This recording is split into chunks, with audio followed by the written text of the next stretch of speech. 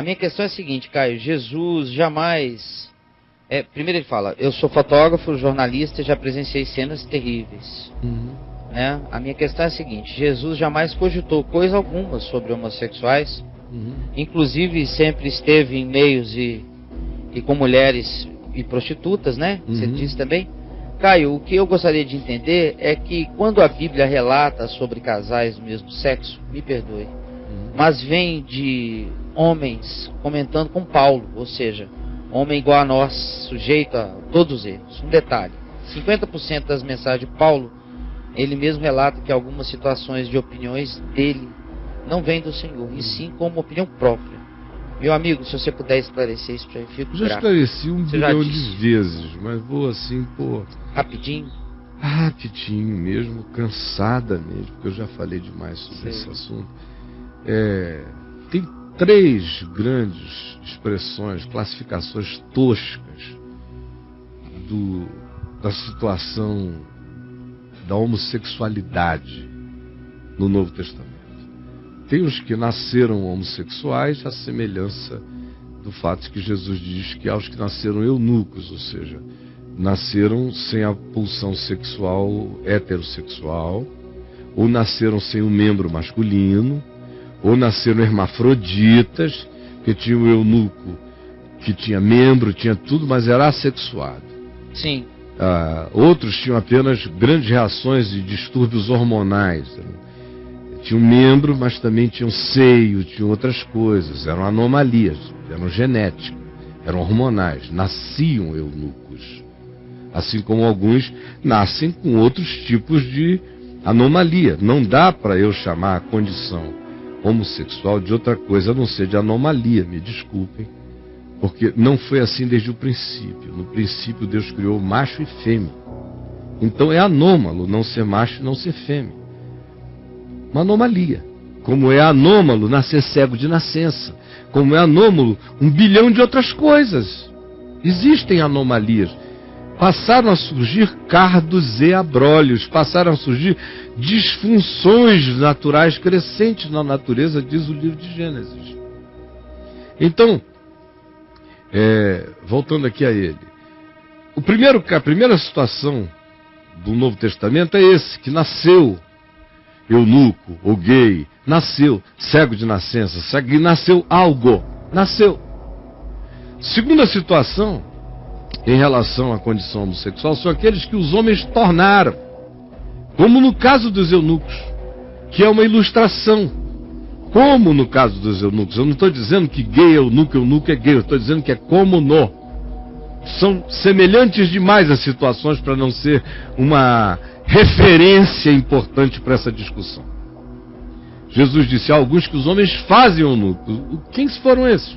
Foram castrados, pequenininhos, eram escravos, foram castrados, foram cevados, foram engordados, foram anomalizados por intervenção tirânica de terceiros.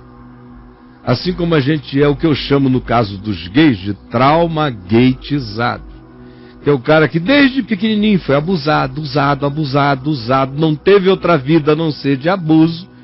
Chega aos 14 anos, toda a heterogeneidade dele é gay, porque ele foi usado e abusado por pai, por tio, por irmão, por irmã, sei lá por quem, por uma multidão como a gente vê. Ele nunca desenvolveu outro sentimento, outra pulsão.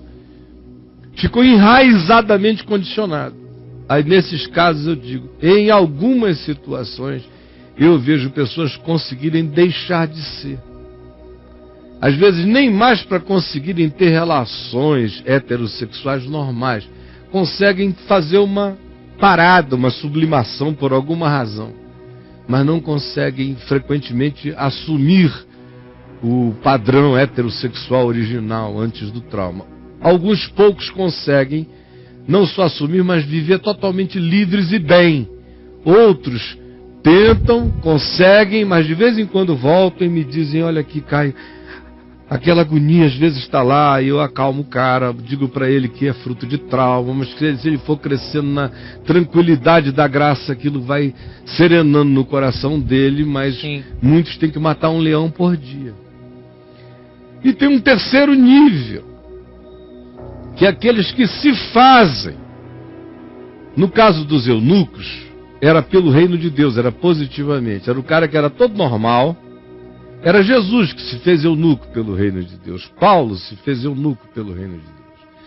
Heterossexualidade, tesão masculino, força, atratividade, potencial pleno, mas decidiu, por causa do reino de Deus, não ter mulher ou não ter homem, não ter relacionamento algum, não tocar, não começar, o que não poderia prosseguir, por saber que a vida dele era totalmente anômala. A vida dele é que estava fora do padrão normal. Jesus, nesse sentido, é o homem dos homens, mas por ser o homem dos homens, ele não pode ser homem de lugar nenhum, nem de casa nenhuma, nem de mulher nenhuma, nem de irmão nenhum, nem de mãe nenhuma, nem de ninguém para poder ser de todos. Isso é uma anomalia. Sim. Que acontece com alguns que também se sentem tão chamados porque são chamados, que se dedicam exclusivamente, nesse caso é por amor ao reino de Deus, a alguns que se fazem eunucos, que é o que a Igreja Católica gostaria de que acontecesse por decreto, e não acontece. Que é fazer de todo padre um eunuco, mas por decreto papal não funciona. Tem que ser por chamado do Espírito Santo. Do contrário, é pecado, diz Paulo, escrevendo aos Tessalonicenses, é pecado proibir o casamento, é uma heresia contra a natureza também proibir o casamento, o celibato obrigatório. Então, do ponto de vista da homossexualidade, existe nesse terceiro grupo, é onde surgem os gaysistas. No primeiro caso, o cara nasceu, é uma condição. No segundo caso, é um trauma.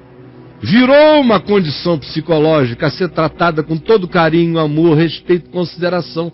No último caso, é aquele de Romanos 3, respondendo ao amigo, que vinha acusando Paulo, coitado, de uma coisa que Paulo não tinha nada a ver. Paulo está dizendo que lá em Roma, que é o terceiro caso, é o caso da escolha.